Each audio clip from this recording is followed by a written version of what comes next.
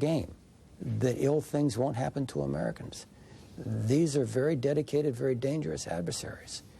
And we worked very hard against them, and they obviously worked very hard to protect themselves against us. The U.S. spends $25 billion a year on intelligence, and much of it goes to the NSA. When the dust settles, there will almost certainly be an investigation to determine why the NSA and the other intelligence agencies failed to pick up any signs of a terrorist attack of this magnitude. David Martin, CBS News, the Pentagon. I get a little deeper in this. Earlier tonight, I spoke with the former Defense Secretary of the United States, and now, for the purposes of this story, CBS News consultant Bill Cohen. Mr. Secretary, this raises an interesting question. We're now being told, we're told today that our intelligence agencies are picked up after the fact information that Osama bin Laden is tied to these attacks. Question, if they could do that after the fact, why didn't they do it before the fact and give us some warning? I don't think we have enough information to make that kind of a judgment call right now, but I would point out, as during the previous segment, Osama bin Laden and others now have the advantage of acquiring technology which is far more sophisticated than anything they've had in the past. It's encrypted in many instances, and that encryption either is marketed by U.S. firms or their competitors in Europe. And so they can play the United States off against the commercial interests in Europe as well to acquire that technology.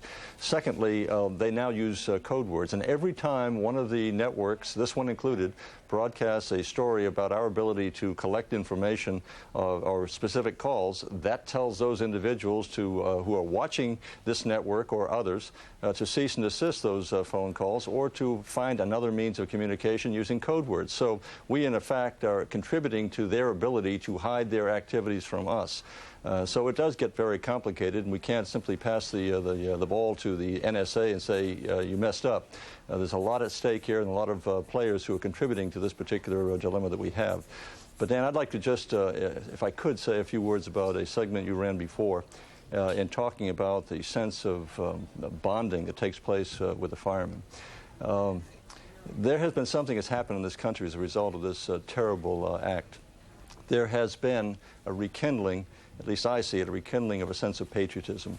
My wife Janet and I spent 4 years in the Pentagon trying to reconnect America to its military, to remind the American people that there were men and women serving in uniform who are on the front lines and defending our freedom. And we didn't pay them enough or care for them enough or care about their quality of life enough, and to remind ourselves that they are the ones who are making sacrifices every day of every moment of the year on our behalf. We see the same commitment on the part of the policemen, the firemen, the paramedics, the doctors, everyone who is also wearing a type of uniform. And it's my hope that as we dig our way out of this tragedy, that we will have a sense of we will stir ourselves from our apathy and from our lethargy and raise that flag of patriotism very high and volunteer and join our forces, join our civilian forces, join the firemen, the policemen, but give them our support, because now we understand that in the war against terrorism, there are no rear lines. We're all on the front lines, and that's something that's coming through in every segment of the broadcast that I've been witnessing while sitting in this chair. Mr. Secretary, Ed Bradley with a question for you. If you are able to answer this, can you compare our ability as a country in putting human intelligence on the ground, say, in the former Soviet Union, as opposed to human intelligence on the ground with different countries in the Middle East, in Iraq and Afghanistan? Much more difficult. We've had many successes over the years in being able to penetrate a foreign intelligence service and foreign operations in the Soviet Union, the former Soviet Union. It is far more difficult today in dealing with the radical extremist groups who are located in isolated areas, who are very clannish, very closely bonded together, and will treat any stranger or any potential infiltrator with very harsh reactions. So it's virtually impossible, not impossible, but also we have to relook and take another examination at whether or not we can call upon individuals who have less than sterling reputations and to call upon them for their service on our behalf. There have been a number of prohibitions against lowering the standard for individuals who would work on behalf of the United States. We have to relook that and see whether or not we have to call upon individuals who have less than sterling reputations and backgrounds to infiltrate these groups in order to help prevent them from getting organized and perpetrating the kind of atrocity we've seen in the last day. Mr. Secretary, we're fast running out of time, but very quickly, the question arises, we're obviously going to have to spend a lot more money trying to protect our country against this kind of terrorist attack. In your judgment, can we do that and build the defensive missile shield the Bush administration has been talking about? Well, I think this is a debate that's going to be deferred for a few days or a few weeks at least. The question about the ever-shrinking budget surplus will be off the table, I think, for the immediate future and beyond. But I do think it's going to come back in terms of the consensus that Congress is now expressing on behalf of support for the president in terms of fighting terrorism. That is unanimous. There is solidarity on that issue. I don't think you find the same solidarity in the commitment in terms of funding the National Missile Defense System.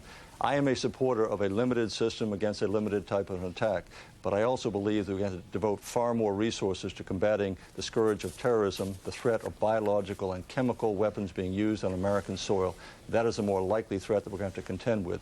Doesn't mean that we don't try to fund a national missile defense system, but I think the balance is going to shift toward those of the most immediate threat, and that's the one that we saw yesterday, we're likely to see tomorrow and the day after. Along with the threat of biological and chemical penetration of our defenses. That is, I think, a more substantial threat that we are going to face. I've talked in the past about the so-called Hart-Rudman Commission, a commission that I supported and helped to provide for the membership of. And they came out with a three-part report. The most recent report very clearly laid out the stark reality that we are likely to see weapons of mass destruction used on American soil in multiple and nearly simultaneous attacks in the immediate future. Former Defense Secretary William Cohen. The attack on America came, of course, as a shock to most people, but not to those you are about to meet. These are people within Osama bin Laden's inner circle. When they spoke with our team from 60 Minutes 2 several weeks ago, these members of that inner circle offered what we now realize were prophecies of terror, predictions that America and its interests were in grave danger, not specifically from bin Laden, but certainly from many who share his hatred of America. We begin with Khalid Khwaja. For 20 years, he has been Osama bin Laden's teacher, comrade in arms, and spiritual brother. 2 months before yesterday's tragic events, he told us nothing is safe from an enraged Muslim world, and that an attack would be easier than many Americans realize. America is a very vulnerable country. You are a very open country. I tell you, your White House is the most vulnerable target. It's very simple to just get it. But we cannot do it. But if thing reaches to that the jihad is declared against America, then it will be very simple for the people to do it. Khalid Khwaja said this to 60 Minutes 2 producer George Cryle. What do you mean the White House is vulnerable? It's very vulnerable. Why? Why? Because what is there after? Because you see how difficult it is over there to blow it up for somebody. I assume it's very difficult, or else someone would have done it by now. No, this is what you see. This is the problem. Don't underestimate. It takes only maximum 1 or 2 lives to have it. It's not difficult. And that's not difficult to find 2 people prepared to sacrifice their lives. Not at all. Not at all. For the cause, we have people available. The White House wasn't hit, but this prophetic warning, given 2 months ago, was disturbingly accurate. And on this tour through Afghanistan and Pakistan with Khwaja, we got a look at how America has come to be seen here as the enemy of Islam. At this gathering of mullahs in Islamabad, Pakistan, the signs on the wall said it all. They say the United Nations is a slave girl. It's a bitch of the... Yeah, this is exactly. United Nations organization is the bitch of the international state-sponsored terrorism. Osama is the hero to the Muslim world, read one banner. Another said the United States is trying to destroy the Islamic way of life. But the men here weren't just angry mullahs. Some were once America's closest allies, including the man who ran Pakistan's intelligence service, as well as some of the Afghan warriors we trained to fight the Soviets. For Milk Bearden, the CIA officer who helped run the Afghan war in partnership with these men, this hostility is alarming. It's sort of chilling It certainly is chilling when you think that there are people who at one point were very, very close to us in a common undertaking, who believe now that the important thing is that they know our weaknesses and we don't know theirs. This desolate landscape is where Bearden's CIA-backed Afghan warriors against the Soviets used to operate, and ironically, it's what happened here 3 years ago that explains much of the rage Khwaja and his friends now feel. This is one piece of the cruise missiles.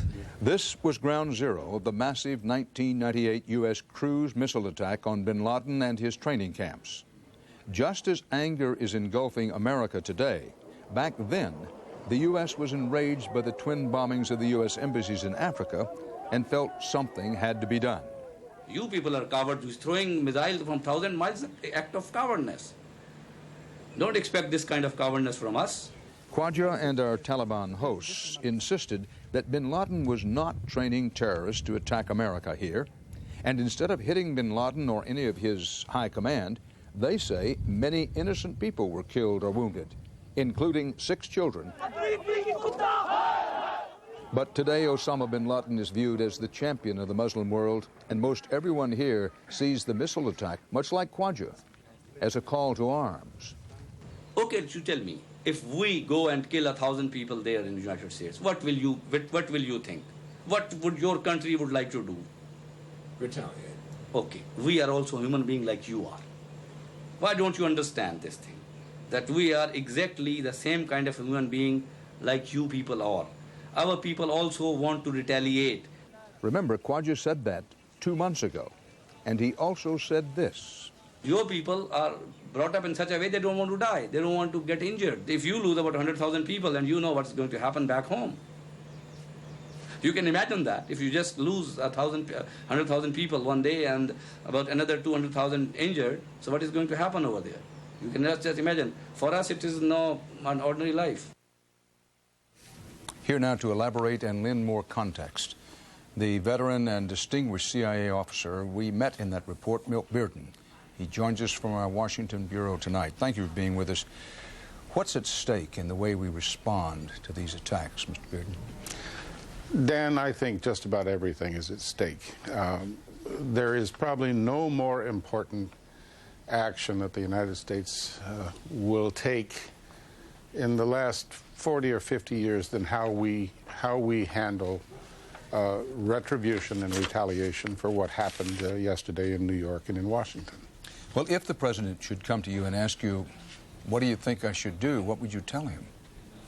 I'd tell him, first off, steady as she goes.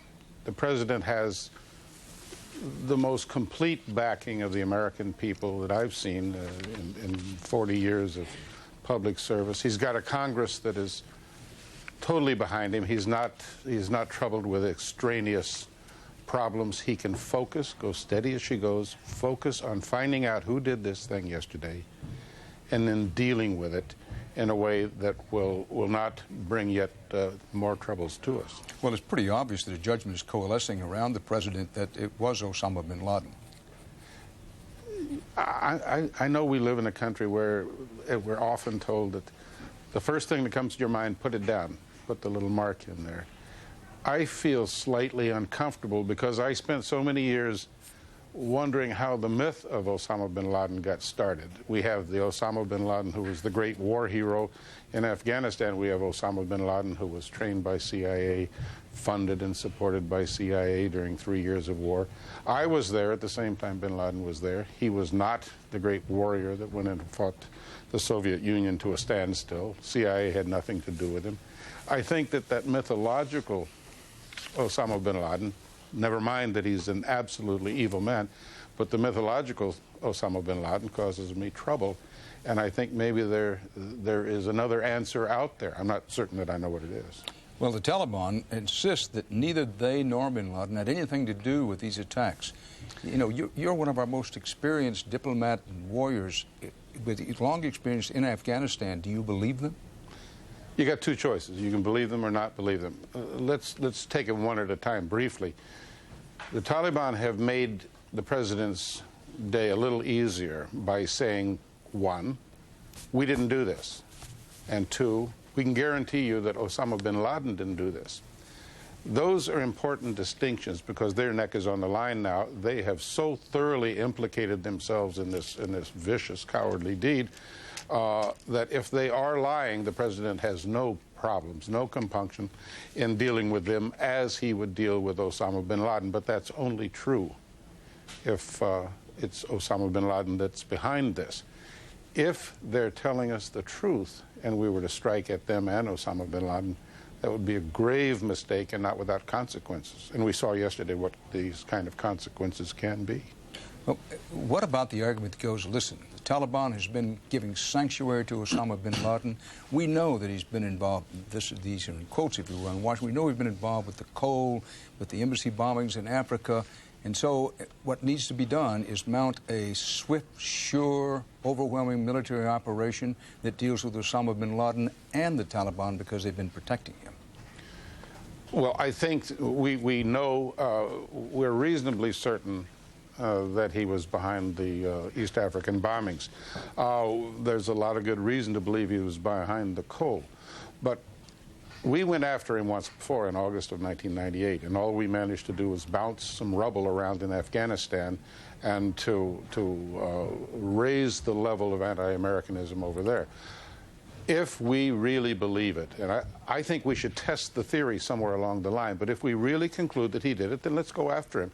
If we have a problem along the line with the Taliban, and if they are implicated in this and have lied to us on this, then they have to take their lumps along with Osama bin Laden. But let me make one point here, and that's if you strike at a king, you must kill him. We cannot go in one more time and miss this man. We've got to get him if we go after him.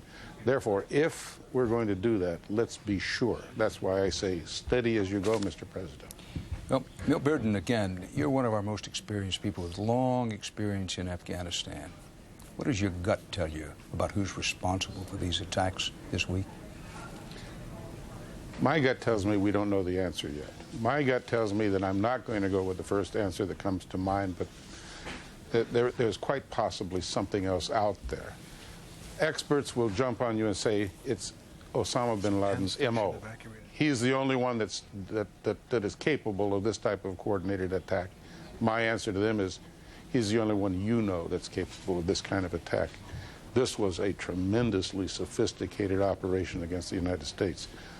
More sophisticated than anybody would ever have ascribed to Osama bin Laden. I think we need to do a little homework. We need to appoint a team B that looks for somebody else. I'm just not convinced it was bin Laden. There's no question in my mind that you're skeptical that Osama bin Laden, aided and abetted, or at least protected by the Taliban, should be the principal target of some large military operation. If I'm wrong about that, tell me now. No, you're not wrong, Dan. I'm saying is, let me step back one step on this and say Osama bin Laden is an evil man, and he's a component of the terrorism that we're dealing with across the board. All I'm saying is that I think Osama bin Laden has become the metaphor for the entire problem of terrorism involving Muslims with perceived grievances against the United States.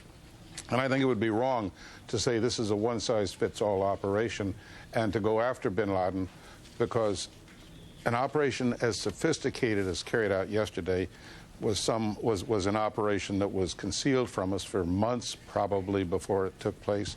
It happened without essentially a hitch except for one aircraft. And there is no reason to believe that these same people weren't capable of covering their tracks somehow on the way out. Now, I would go so far as to say that this group who was responsible for that, if they didn't have an Osama bin Laden out there, they'd invent one, because he's a terrific diversion for the rest of the world. Could I be wrong? Of course, I could be wrong. It could be Osama bin Laden. If that's the case, it's an easy solution for the president, because the Taliban have lied to him yesterday directly, and that's it. But you remain unconvinced. Ed Bradley. Just one simple question. If we are convinced that it is Osama bin Laden, how do we find him? how do we go in and get him with any degree of certainty? You're going to have to get back in the neighborhood. We can't expect to penetrate into the circles in that country where one man will only trust his brother to carry a message. I would receive messages from a commander in central Afghanistan that would be only sent by his brother. And it's the only way I could send a message back to him.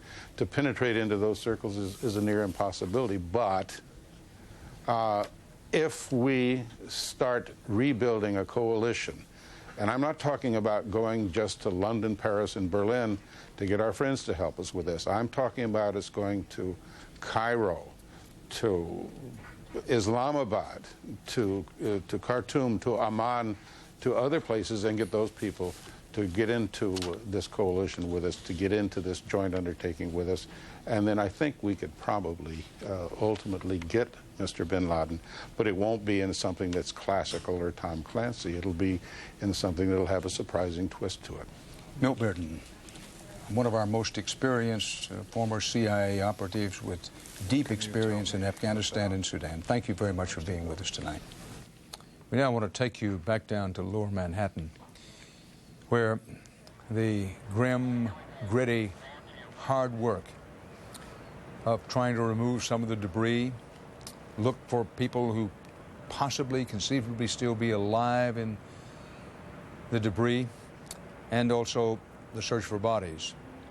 Now, if you're saying to yourself, why is it so light down there? They brought in a tremendous number of lights to light this particular area, and many, many people have formed now what amounts to a kind of bucket brigade. For what purpose, it's a little unclear. In fact, it's unknown. We'd like to take you back to places such as this in the lower part of Manhattan to remind you, as we remind ourselves, that the cutting edge of this story remains. The families of victims, the victims and the workers who are out there trying to find anybody who's alive, find bodies when they can. The mayor of New York has asked for 6,000 body bags to be sent in. And while the death toll officially counted remains in the dozens, it is expected to jump as the days, weeks, and months go by. As you look at this scene, you may want to know that the Los Angeles Times, reporters William Rempel and Richard Serrano, have an interesting story in the Wednesday newspaper. Quote, authorities searching nationwide for terrorists behind the deadly airliner attacks on the Pentagon and the World Trade Center have identified a team of as many as 50 infiltrators who supported or carried out the strikes. A source on this is said to be familiar with the investigation. That is their sourcing. The source said that about 40 of the 50 men had been accounted for, including those killed in the suicide attacks. However, it said 10 remain at large. In the hours immediately after the assaults, this source said, agents searching cars and apartments up and down the East Coast found suicide notes in New York that some of the hijackers wrote for their parents. And here's a line that would explain what was not so explainable during the day, and that is not all of the members of this estimated 50 infiltrator team were hijackers. Authorities kept the nation's airports closed to commercial traffic for a second day, partly to prevent the conspirators, the 10 still known to be at large, from fleeing the country. And that would explain why the FAA's behavior today was first one thing and then the other. This is a copyrighted story, an exclusive story in the Los Angeles Times. This is the high shot of that scene being lit by the Klieg lights. There are, gosh, to my eye, an estimated, maybe 100 people working in this one, when I say small area, small compared to the area that has been stricken by the terrorist attacks. Keep in mind that Lower Manhattan, everything below 14th Street is closed to traffic and will be again tomorrow. Well, in those Twin Towers and nearby were offices that form the very heart of American business. It's now all in ruin and rubble. But what kind of impact will the destruction of this business center have? 60 Minutes' Leslie Stahl has been looking into that. We're conducting a recovery test. Wall Street firms that lost hundreds of people yesterday were having to deal with the grieving and the unknowing, using video and websites to communicate with employees and customers. Jeff Greenberg, chairman of insurance giant MMC, recorded an emotional message about his 1,700 people who worked in the towers. 700 are missing. We cherish our family, and when you lose any member, it hurts. Although we have much to do, I can assure you that MMC is up to the challenge. That's the tone almost every company tried to set. Concern about their missing workers, reassurance to their customers. I think it's extremely important everybody get to their clients. The firm is in great shape. All of our systems are working. Philip Purcell is chairman of Morgan Stanley, a big investment firm with 3,500 workers in the World Trade Center on 15 floors. As many as 800 of their team are missing. We have a lot of stories of courage, a lot of stories of compassion, and we're going to be fine. Given that the markets have been closed for 2 days and will be for at least one more, the heads of the big firms are anxious to impart a sense of strength and well-being. David Kamansky is chairman of Merrill Lynch. Merrill Lynch is huge in the retail business. You probably have your pulse on the public's mood today as well as anybody in terms of the markets. What are you hearing from the public? Are people saying, get my money out? No, we don't. We have not heard of that type of reaction. We don't sense panic out there. We're counseling people as strongly as we can to be objective about their judgments. And now is the time for one to keep their wits about them. Don't take money out, is what you're saying. Well, I'm saying don't panic. Don't react emotionally. He said he spent most of the day on the phone with government officials in Washington. Is it true, as I had heard, that Washington very much wanted the market opened, and that companies like yours were saying, well, wait a minute, we can't go down there in the rubble?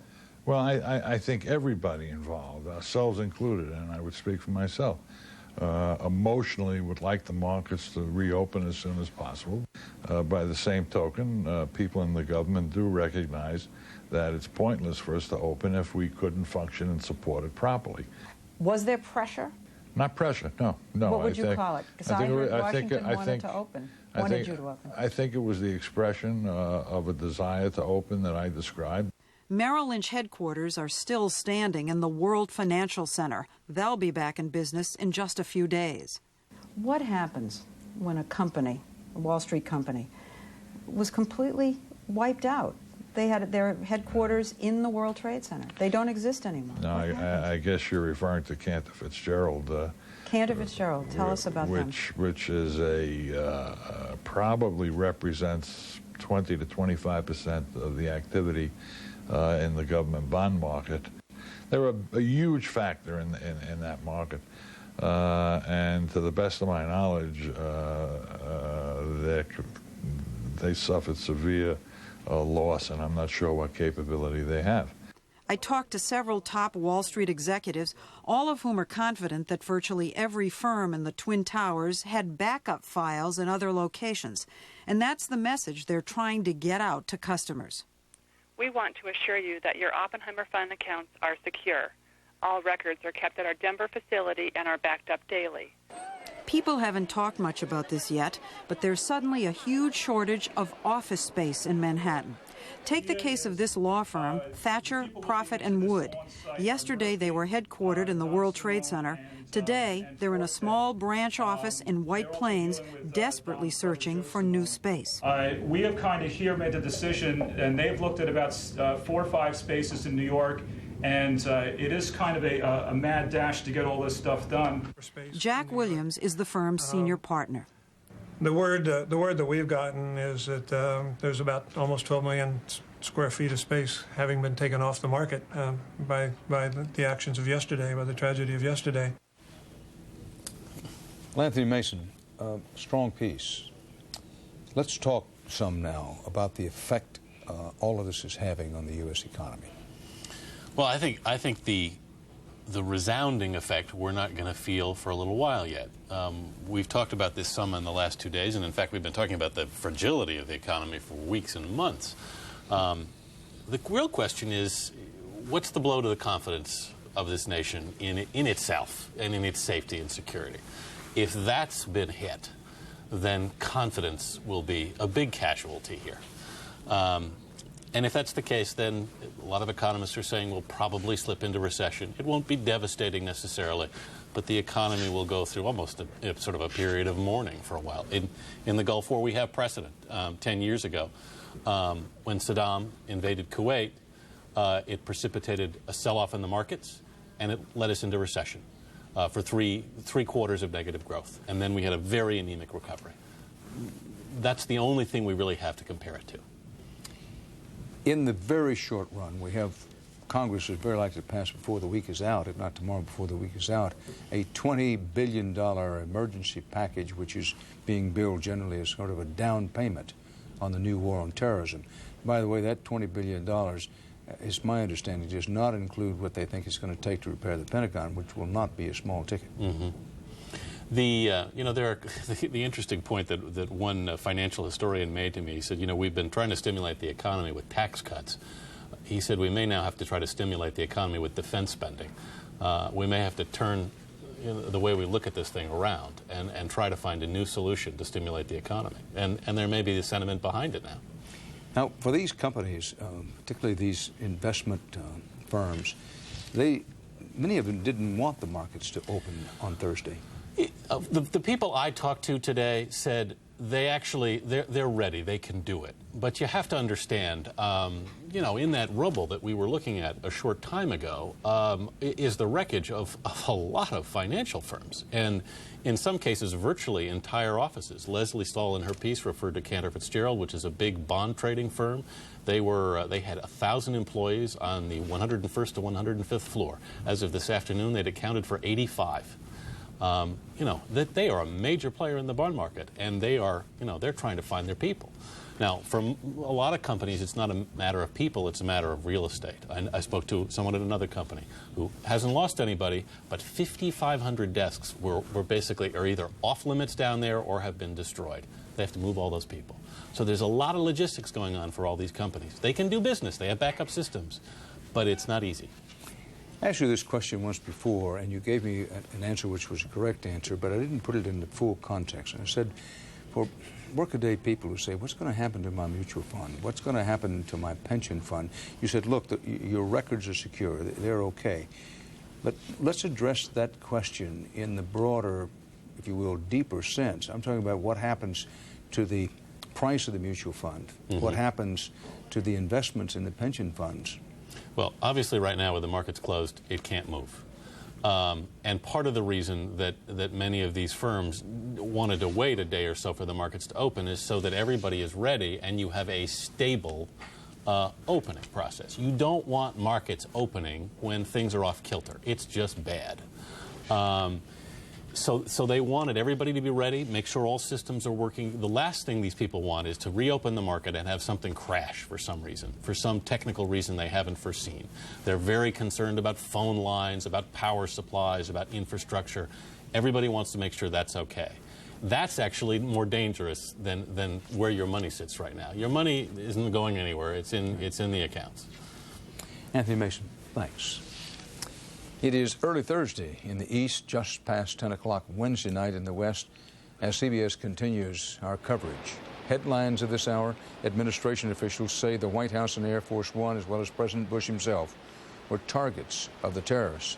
At least some of the hijackers got instruction at U.S. flight schools. Congress moves toward approving the use of force under the War Powers Act. New York City has asked for 6,000 body bags. Officially, 82 bodies so far have been recovered. Thousands are missing. The civilian flight ban goes on, though some diverted flights are being allowed to resume. And stocks open slightly higher in Tokyo Thursday morning. The New York Stock Exchanges will open Friday or possibly as late as Monday. Let's go. The attack on America turned one corner of New York City, the heart of this country's financial district, into rubble. And we've been showing scenes of activity there tonight, and we may take you back there after a bit. But right now, let's pick up on a Scott Pelley report. Pelley was out there all day long, but I'm told in a quick shift, instead of doing that, we'll go to John Roberts at the White House and then catch up with the rest of that stuff in a moment. John? Well, Dan, still some activity on Capitol Hill even at this hour. The House of Representatives just completed voting on a resolution condemning terrorism and expressing solidarity with the president in his determination to punish the perpetrators of these acts and their sponsors. There were no nay votes, a handful of people who didn't vote, but Dan, probably only because of the lateness of the hour. The measure passed through the Senate earlier today by a vote of 100 to nothing. The president is going to Congress for a couple of other things. He is seeking $20 billion in emergency funding for recovery and retaliation. He is also working with Congress on a resolution to throw the full support of both houses and both parties behind any military activity. And it's almost certain, Dan, that in the wake of these attacks yesterday, there will be military activity, though I would imagine that any response would probably come later rather than sooner. As the president left the White House for a little while today to tour the devastation of the Pentagon and say thanks to the people who have been working to exhaustion, trying to search the rubble for any possible survivors and aid in the recovery of those who were killed, the administration says that the president has no intention of acting in the short term, no quick hit for symbolic reasons. Not the least of which reasons are because he still needs to identify who is responsible, and once those people have been identified, what targets then to hit. The declaration that this was an act of war in the past has usually come with certain targets of fleets, troops, and or bases. We don't know who these people even are, or where their bases are, or what assets they might have to hit. The president did express gratitude today, though, Dan, that the 18 other NATO nations passed a resolution invoking Article 5 of the NATO Charter. This is the Mutual Defense Clause of the Charter, which stipulates that an attack on one NATO member is an attack on all. It's not necessarily to say that all of those nations would be involved in any military strike against those people responsible. They could offer logistical, even political support to such an attack. And the president today and Secretary of State Colin Powell saying that they are attempting to build a broad coalition to declare a new war on terrorism.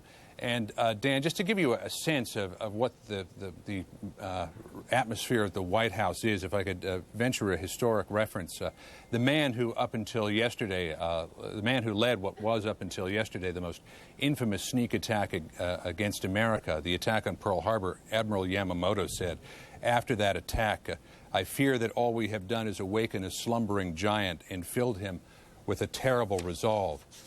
Today, President Bush said that this is a monumental war against good and evil. This battle will take time and resolve, but make no mistake about it, we will win.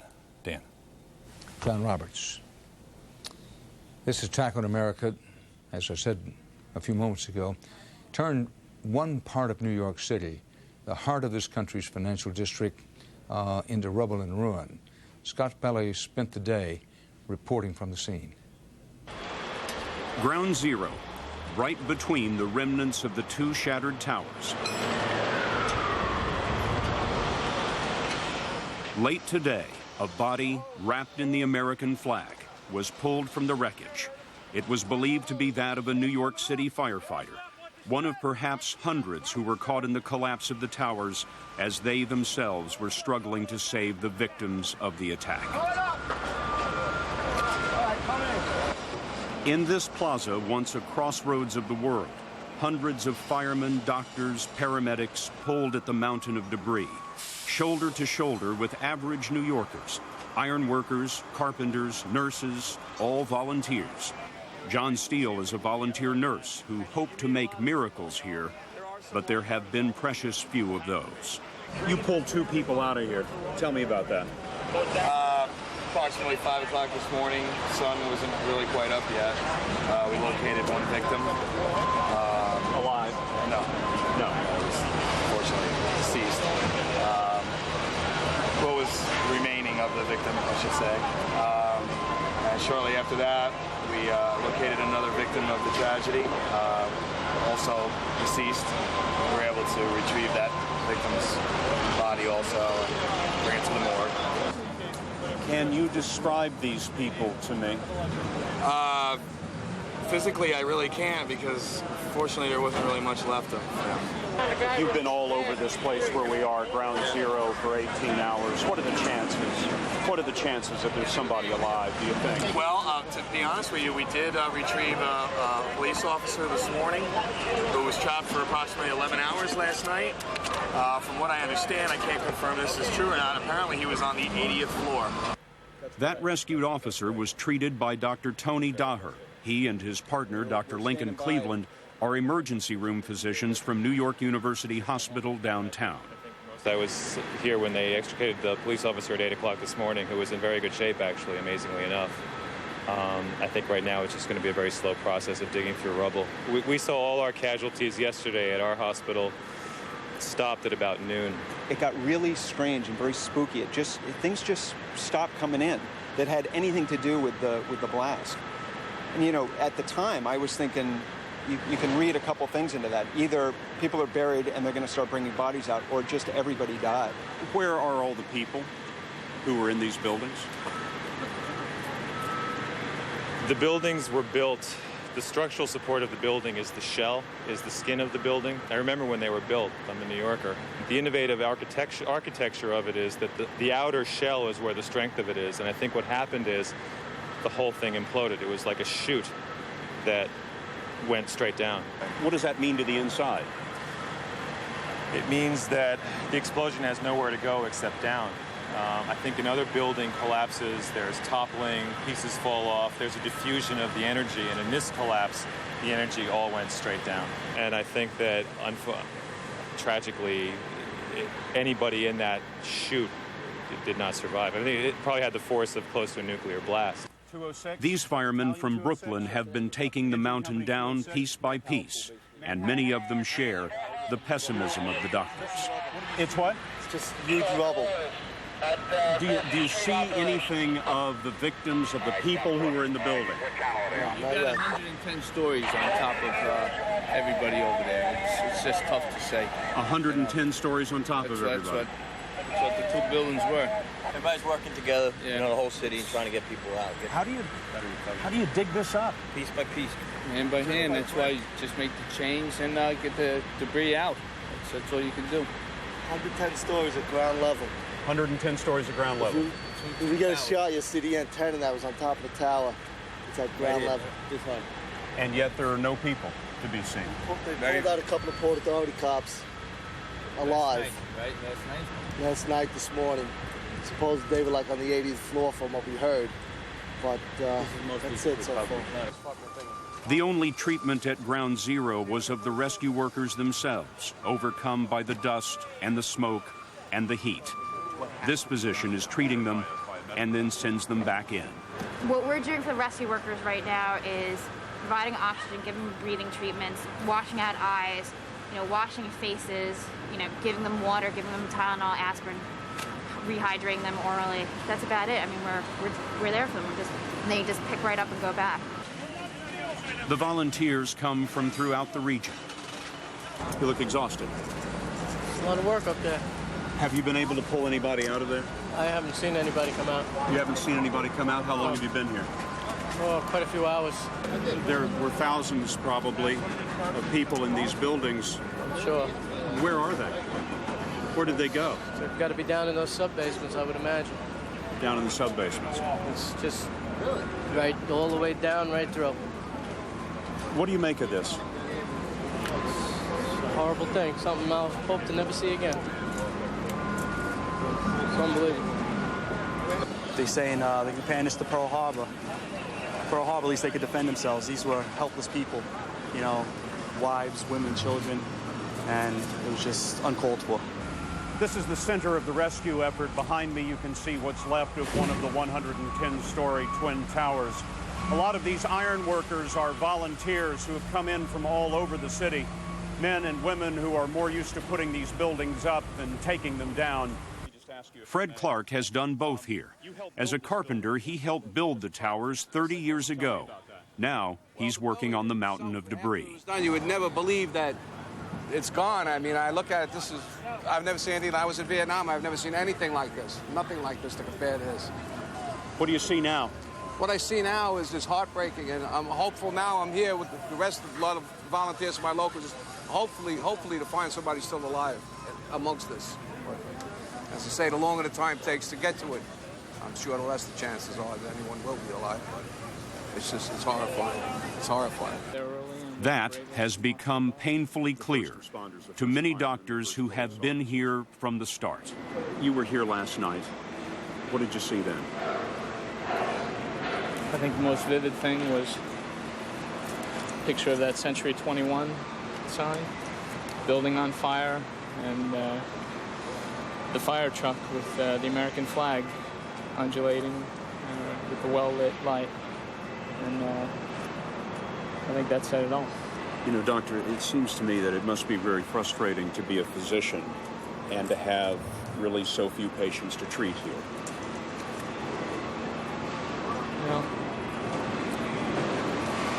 I don't know the numbers yet, but I certainly hope that means that a lot of people made it out alive. And obviously, it's horrific and incredible tragedy for those people who lost their lives. What do you make of this? Words fail. Words fail. When I call off your name, sound off, loud and vigorous. Adrian! All day, the help kept coming. Troops from the Army Reserve and the National Guard came to the battle zone to help secure the entire lower end of Manhattan Island, which is now closed. Closed for both the search for bodies and the search for clues. In addition here, there's a crime scene investigation. We've seen a number of FBI agents with trash bags loaded with debris, and we ran into one New York City police officer who told us that his unit is looking in all the buildings around us, trying to find the black box recorder from one of the airplanes. They believe it could have ended up anywhere within a half-mile area. In the search for bodies, there is a growing realization that there may be no one left alive. But for volunteer nurse John Steele and the others, there are powerful reasons to keep on going. It must be frustrating as a nurse to have so many victims here, and you can't get to them, and you can't help them. No, I think at this point, when in that kind of situation, the best thing that we can do is to try to do the right thing for the remainder of the family. Try to locate their loved ones, properly identify them, and hopefully give them something to have a closure with, to put this into perspective. For a moment of perspective, look at the Trade Center towers before the attack. Tower number 1 held a 300-foot mast used for television transmitters. Firefighters believe this is the tip of that mast today, standing upright but at ground level. By late afternoon, a fireman carried an American flag to the mast and raised it. Fellow firefighters wept as the stars and stripes flew in the smoke-filled sky and remained above them as they worked into twilight's last gleaming.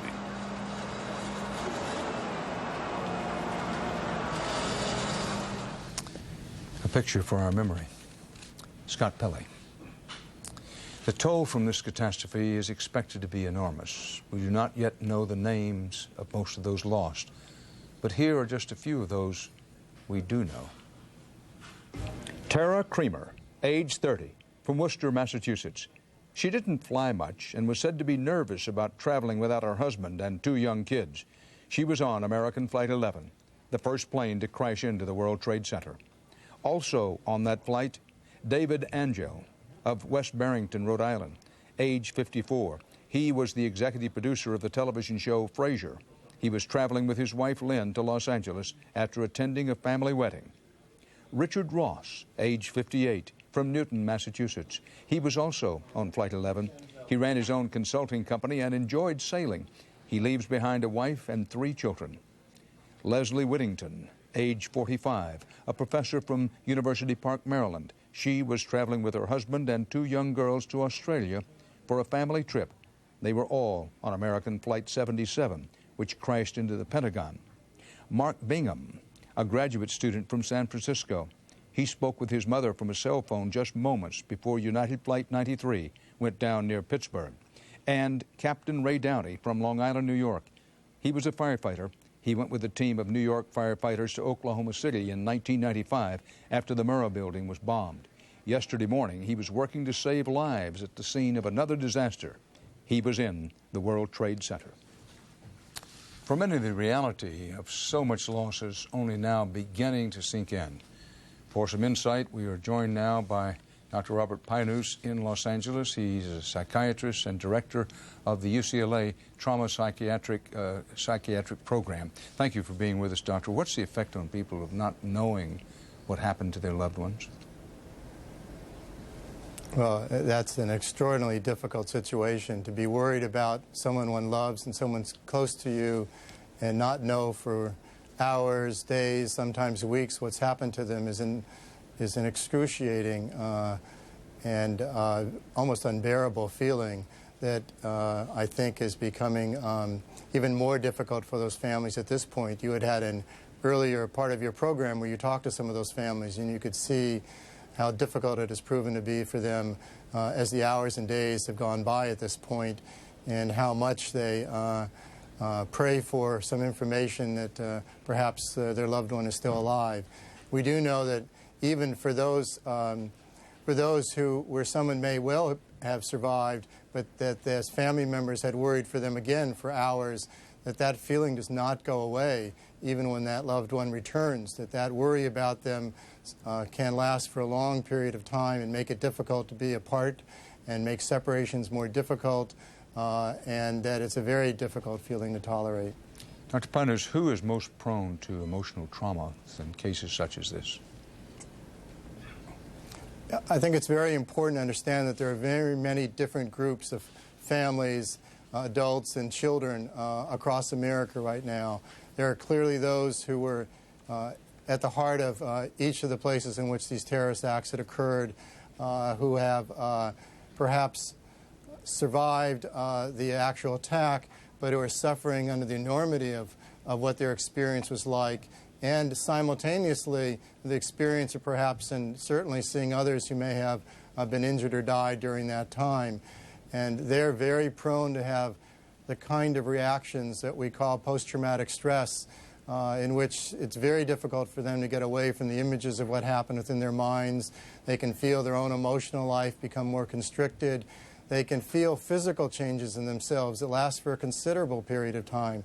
The kind of jumpiness and startle that comes from being in an explosion, the kind of sleep disturbance that makes them easy to wake and to have difficulty sleeping afterwards, the kind of irritability that makes it hard for them to be with family members or to be with their peers at work.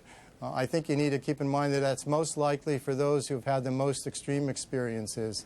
On the other hand, this event is going to reach far across the United States and deep into many communities, because it's not only the trauma for those who had been there, but as your last story would suggest, the degree of loss is very, very grave, and the numbers are going to be very large. That means that it's going to reach into many families and communities, and they're going to be suffering from traumatic bereavement, which is a very difficult type of way to have a loss, sudden, unexpected, through violent, intentional, malevolent means, and under horrible circumstances. And when we normally have a loss, people often come to terms with that loss and deal with what it means to remember that person and to deal with missing them. But in this circumstance, their mind's often going to go back to this way in which their loved ones died, which is so difficult. And I think that you also are going to have other groups across the country that may not be as directly affected in that way, but for example, there are many parents who fly for business, who fly and need to be separated from their families. And those families and those children may especially have a set of concerns during that time. So trying to suggest that there are many different groups, and each of them is vulnerable to different sets of reactions and responses, and each of them may need a special kind of support, parent to child, child to parent, family member to family member, peer to peer, and they may need professional assistance in different ways as well. Dr. Robert Pinehurst, thank you very much for being with us. Security was certainly on the minds of the people who designed and built the World Trade Center. As John Blackstone reports, those who believed this engineering marvel, and it was an engineering marvel, those who believed it could withstand anything, were unfortunately proven tragically wrong. The Twin Towers of the World Trade Center, destroyed yesterday, were once more than dominating features of the Manhattan skyline. They were symbols of achievement and success. From the observation decks on the top floors, tourists from around the world got their most memorable views of New York. When the World Trade Center was built in the 1960s, its soaring steel columns made it like nothing constructed before. Huge prefabricated sections were hoisted into position as the towers grew higher at an impressive pace. In retrospect, would it have been different had there been more supporting beams in a greater area around this building? Well, frankly, it's hard to imagine a building having more steel than this structure. The innovative design was like a square donut. The strength was in the steel columns of the outer walls and the steel of the central core. At the beginning, the towers seemed incredibly stable, each apparently absorbing the impact of a Boeing 767 traveling at close to 500 miles an hour. The explosion of jet fuel that followed was the equivalent of a massive bomb, says physics professor Stephen Block. The energy in a fully laden 767 is nearly equal to a kiloton of TNT being exploded. This is a staggering amount of energy, and it's equivalent, roughly speaking, to about a 20th of the energy that was deposited in the bomb that leveled Hiroshima. But still, the towers stood. The blazing jet fuel, however, created fires burning hot enough to weaken the steel that held the World Trade Center high. It wasn't the impact, it wasn't the shaking, it was fire. It was definitely the fire that took the building down. As the fire burned on, experts say, temperatures rose above 1,000 degrees to the point where steel loses its strength. Once it began to fail, it dragged in the floors and proceeded to pancake floor by floor so that the entire building collapsed. Architect Jim Malott says new standards for fireproofing and structural support may grow from this tragedy. When you build something this big, it better not fail. But engineer Rick Zatola, who worked at the World Trade Center, says no construction code could have protected the Twin Towers from this attack. We're very devastated by this. We're builders. We create things. And it's really hard to see something that we created be just destroyed. We'll have to now be rebuilders. John Blackstone with a report on those who engineered, designed, and built the World Trade Center towers that have now been destroyed. There's news around this late night and early morning. Dateline Washington, a bipartisan resolution vowing U.S. retaliation for this most deadly terror attack ever on American soil, got congressional approval in the early hours of Thursday, Washington time. The House passed the bill 408-0, and this was after the Senate had also unanimously approved it 100-0. And this gives President Bush wide-ranging powers. And behind that, money is being appropriated by the Congress, which will give the president additional wide-ranging powers to spend that money. And the Los Angeles Times has an exclusive story that says authorities searching nationwide for the terrorists behind the attacks have identified a team of as many as 50 infiltrators who supported or carried out the strikes. The source on this story in the Los Angeles Times is said to be a source familiar with the investigation. This source says that 40 of the 50 infiltrators estimated have been accounted for, including some who were killed in the suicide attacks. But 10 of the alleged infiltrators remain at large. And by the way, as we watch this scene of activity in Lower Manhattan, exactly what they're doing, we still do not know. But they have this long bucket line and they've been working here for at least the last hour and an hour and a half. They have no way of knowing what we're reporting to you here. They're focused on the job at hand there, and a grim job indeed it is. But the Los Angeles Times, quoting what it considers to be a dependable source, says that of 50 infiltrators, 40 of them have been accounted for, but 10 are still at large, and that one reason, at least a part reason, for the FAA